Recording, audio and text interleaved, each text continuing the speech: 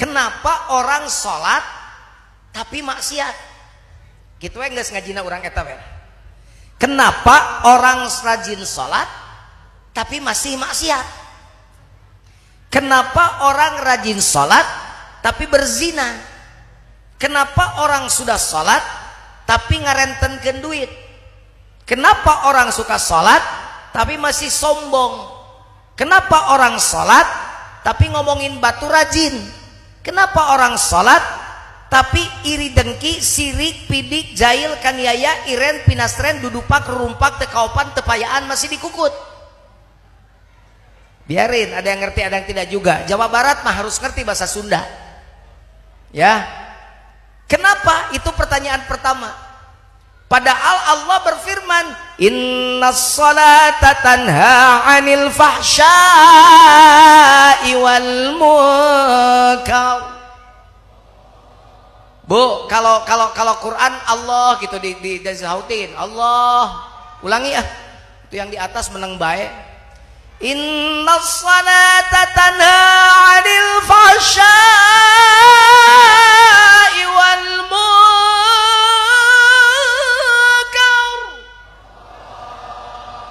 Mangkudan kawarung mayarshabun. Nggak usah pakai Allah, itu mah bukan Quran. Mangkunang kawarung mayar sabun, nabet Allah itu. Kan saya bilang Quran sautin Allah, kalau bukan Quran mah jangan. Yang kedua mah bukan sama ngecek telinga Anda, denger nggak gitu yang bener. Mangkunang kawarung mayar sabun. Kenapa Allah?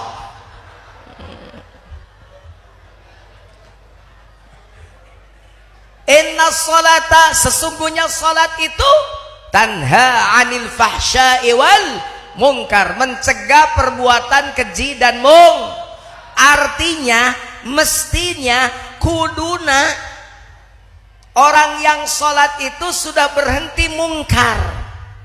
Tapi kenapa orang sholat mungkar dikerjakan, orang sholat sombong masih, orang sholat makan renten masih, makan riba masih, minjem ke bank emok biasa. Kenapa ibu ketawa? Pelaku ya, di belakang tuh pelaku ya. Minjem duit ke bank emok tiap hari berdiri, saya berjanji. Itu para pelaku tertawa, mentertawakan dirinya. Ini mah saya bukan cerita orang sini, cerita orang sono. Cuman sekarang lagi pada di sini. Biarin Pak Jujun, ada kebutuhan, butuh jangan melanggar aturan Allah. Kalau butuh melanggar aturan Allah, maka Anda menambah dosa. Barang riba mah jangan dimakan, karena kata Rasul, Quran mah udah jelas haram. Kata Rasul, 1 dirham duit riba Anda makan, dosanya sama dengan berzina 36 kali. Hati-hati bapak-bapak nih suaminya, hati-hati tuh istrinya. Takut di belakang bapak minjem ke bank emok atau emang disuruh sama suaminya. Hati-hati, sama dosanya dengan berzina 36 kali. Dosa riba paling ringan kata Rasul, dosanya paling ringan dari dosa riba adalah sama dengan berzina dengan mertua. Naudzubillahi min dzalik. Hati-hati ya. Mendingan lapar daripada makan barang haram ya. Mending jadi istri petani tebal daki tapi halal rezeki daripada jadi istri pejabat duitna menang bangsa ti rakyat. Bener gak? Makanya mending jadi istri kiai aja, insya Allah halal rezekinya. Yang ngasih amplopnya juga ridho. Pak Kiai maaf cuma bisa ngasih segini, udah gede ngomongnya begitu juga. Maaf ini juga mudah-mudahan jadi bahan kebaikan. Itu nambah-nambah buat bikin masjid Pak Kiai, bukan masjid saya, masjid umat. Ya kan Pak Kiai yang bangun, iya. Buat pesantren begitu. Istri kiai mah enak, makanya mending jadi istri kiai aja. Siap daftar? Enggak, saya menolak pendaftaran karena saya tidak mau poligami, karena saya ngeri kalau poligami. Mending kalau istri kita ini memang sekarang tuh smart and beauty, cantik sekarang tuh, tapi lihat kalau anak istri kita empat-empatnya misalnya panjang umur, kebayang nggak kita nanti udah tua dikelilingi nenek-nenek 4 males nih. Makanya udah dah, Saya mah cukup satu saja, satu di Bandung, satu di Bekasi, satu di Bantar Gebang. Nggak, bercanda, just kidding. Saya sudah janji pada istri saya, demi Allah mama, saya tidak akan tergoda oleh nenek-nenek. Begitu. Subhanallah. Coba, sekarang orang sholat tapi larangan Allah dilanggar terus. Iya Pak Jujun, kan saya mah orang butuh. Pak Jujun ngomong gitu kan cukup duitnya. Kalau saya kan suaminya BP7, bapak pergi pagi-pagi pulang petang, penghasilan pas-pasan. Pergi pagi pulang petang bawa duit cuma 10.000. Kacida piraku resiko ke dapur sapoe 10.000. Mana cukup atuh Pak Jujun? Cukup tuh bukan punya kita. Yang punya cukup itu Allah. Kenapa kau mendahului Allah? Suami pulang petang, pergi pagi, bawa duit 10.000. Mestinya Anda ambil tangannya, cium oleh Anda istrinya sambil ngucap terima kasih. Terima kasih bebek. Engkau sudah bekerja sehari penuh, kami sudah mendoakan dan seluruh anak-anakmu. Hasilnya cuma 10.000, nggak apa-apa, asal berkah aja dan halal untuk kehidupan kita. Begitu orang yang punya iman. Begitu nggak istri bapak? Dia tahu. Sekarang mau orang Bantar Gebang tuh matre-matre, orang Narogong tuh matre-matre, orang Cikiwul juga boro-boro kasih duit 10.000, telat uang belanja aja itu munggungin tidurnya. Ditoel sama suaminya, mah menengah kangen mau udah 2 minggu, tahayang suaminya kan bingung, hardang gerah mama kenapa sih marah-marah? Mikir aja, mikir ya, mikir bingung. Bapak juga nggak kepikir kenapa mama ujuk-ujuk marah-marah. Oh, tangannya ujuk-ujuk ke belakang. Burung pipit buah kedondong, minta duit dulu dong. Suaminya pusing, kata suaminya, oh itu masalahnya.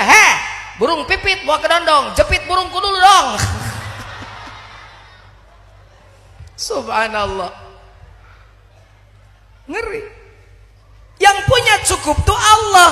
Cukup itu bukan jumlah tapi nilai. Jika cukup jumlah, kita lihat para pejabat di Jakarta sana duitnya udah ratusan miliar, tapi masih aja ngegarong duit rakyat. Gak ngerti saya. Apakah dia makan setiap sekali makan 1 miliar? Saya yakin gak begitu kan. Jadi apa sih, buat apa duit udah ratusan miliar, duit yang bukan haknya masih dimakan? Berarti bagi dia cukup itu ternyata bukan nilai tapi jumlah. Ternyata jumlah seberapa pun tidak cukup. Coba lihat orang tua kita zaman Breto. Ya zaman Breto, zaman dulu rumahnya kecil, biliknya bolong, kentengnya bocor, anaknya 4, yang satu, yang kedua baru pokoknya anaknya 4, masih kecil-kecil, kerjaannya serabutan, cuma kuli di pasar doang, kadang-kadang tukang nyangkul di kebun orang, petani penggarap di sawah punya orang. Tapi coba lihat, tenang saja, daripada makan haram aku lebih baik yang halal tapi berkah. Buktikan orang tua kita zaman Breto, anak yang 4-nya gede-gede, sehat-sehat, rumah tangganya aman tentram. Ya sesekali bertengkar biasa saja, tapi nggak parah pertengkarannya. Tapi apa yang dilakukan? Karena mereka satu berdoa pada Allah dengan ikhlas, yang kedua ikhtiar dengan baik sekadar kemampuan dia, semaksimal mungkin sesuai dengan kapasitasnya. Hasil tawakal pada Allah. Makanya enak jadi orang tua dulu. Saya ini anak ke-8 loh, anak orang Kismin, bungsunya. Anak ke-8 Pak, makanya kalau tidak terlalu tinggi badannya, ini susu sisa ini. Kakak saya kan begini, masih begitu nyusunya. Saya mah udah ke-8, udah begini. Tapi hebat tuh ibu saya, ibu rumah tangga biasa. Bapak saya tukang petani penggarap, nyangkul kadang di sawah kebun orang. Tenang aja, anak 8 gede-gede. Ini yang bungsunya aja udah jadi doktor, calon profesor. Coba yang ini. Kenapa? Karena halal yang penting orang tua kita dulu tuh.